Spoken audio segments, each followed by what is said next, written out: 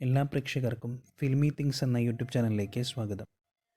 മോഹൻലാലിനെ കേന്ദ്ര കഥാപാത്രമാക്കി ജിത്തു ജോസഫ് സംവിധാനം ചെയ്ത ദൃശ്യം 2 എന്നീ സിനിമകൾ വൻ വിജയങ്ങളായിരുന്നു.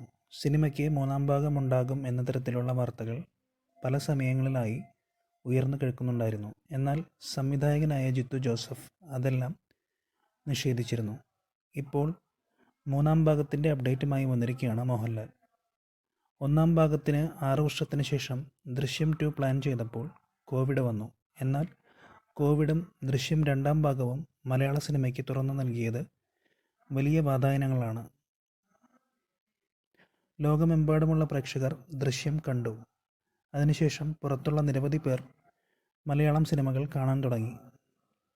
മലയാളത്തിനെ പാൻ ഇന്ത്യ ആക്കിയ ചിത്രമാണ് ദൃശ്യം.